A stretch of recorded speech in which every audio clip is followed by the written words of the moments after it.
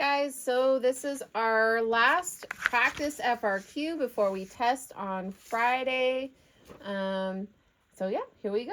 Okay, so this is in non-calculator FRQ.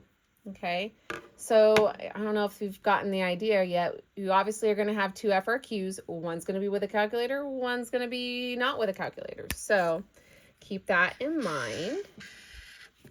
Okay. I am recording this video. It is the year 2024, so this is a very recent video. I didn't have one for this FRQ because it's a new one. Let g of x be defined by the function g of x equals 3x squared plus 4x, where x is less than or equal to 1, and 2x cubed plus bx plus c, where x is greater than 1, where b and c are constants. So letter A, if b equals 2 and c equals 3, is g of x continuous at x equals 1? Justify your answer using limits. All right, well, before we can do a write-up, I've got to see if this is continuous. So to tell if this is going to be continuous, I have to do some things. The first thing I got to do is I've got to set these two pieces of this piecewise function equal to each other.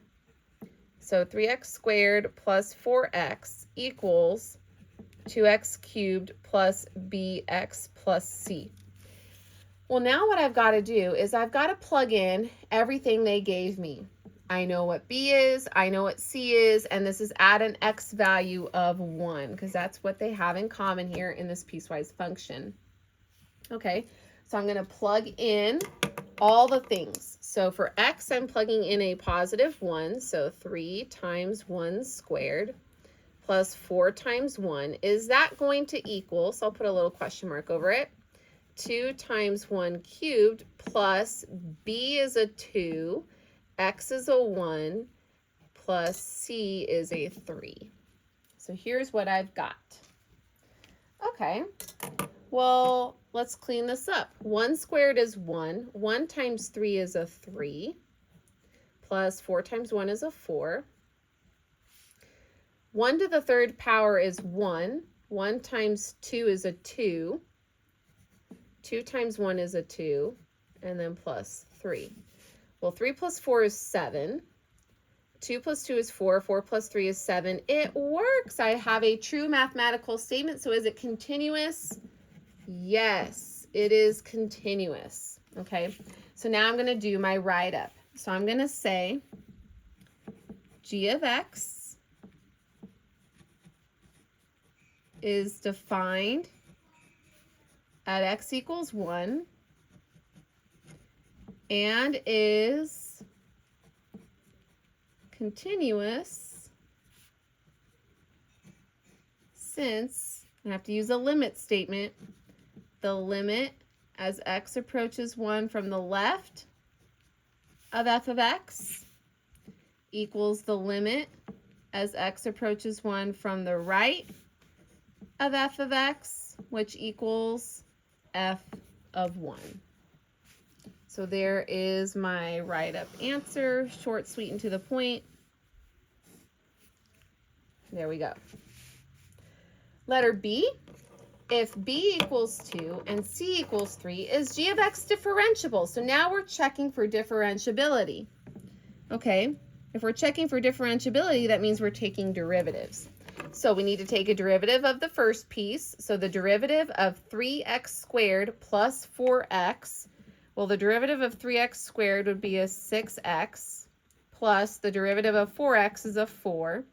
I have to set that equal to the derivative of the other piece. So the derivative of 2x cubed is a 6x squared, plus the derivative of bx is b, because b is just a constant, and the derivative of c, because it's a constant, is 0. So that's what I've got. Now I got to plug in all the things. So we have that x is 1, so 6 times 1 plus 4 equals 6 times 1 squared plus, and we have b is a 2. Okay, so now we just got to clean this up. Let's see, 6 times 1 is 6. 6 plus 4 is 10. 1 squared is 1. 1 times 6 is 6. 6 plus 2 is 8. Uh-oh. They don't equal. So this is not differentiable. Okay. Well, good to know. Now we know how to answer our question. So we can say g of x is not differentiable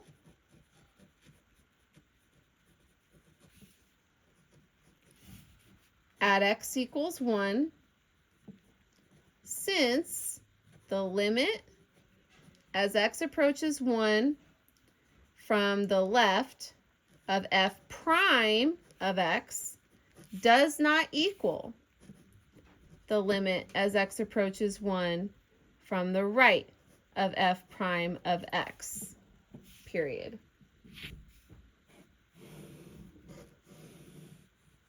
And there's that answer. Okay.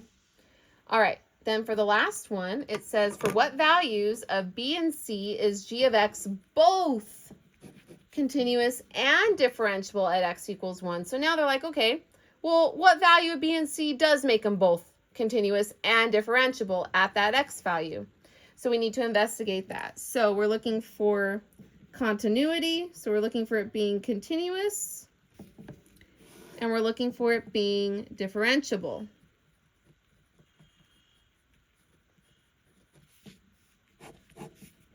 Okay, so same type of thing as we did for parts A and B, but now we don't know what B and C are. We got to find a B and a C that makes them continuous and differentiable. Okay, so just like we did for above, when we're checking for continuity, you set the two pieces equal. So that would be 3x squared plus 4x equals 2x cubed plus bx plus c. But it's still at an x value of 1, so we're still plugging in a 1 for the x. So 3 times 1 squared plus 4 times 1 equals 2 times 1 cubed plus b times 1 plus c. We just don't know what b and c are this time. Okay, well, 1 squared is 1. 1 times 3 is a 3. 4 times 1 is a 4. 3 plus 4 is a 7. 1 cubed is 1. 1 times 2 is a 2. Plus b times 1 is a b plus c. All right, I want to isolate the b plus c, so I want to get rid of that 2, which means that we would have to subtract it to move it over. 7 minus 2 is 5. So 5 is equal to b plus c. Okay, that's as far as I can take the left-hand side. That's okay. Now I'm going to work on the differentiable side.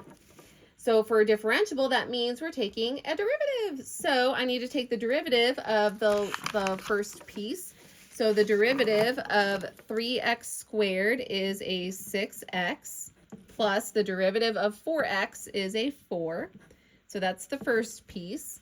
The other piece of this piecewise function has a 2x cubed. The derivative of 2x cubed is a 6x squared.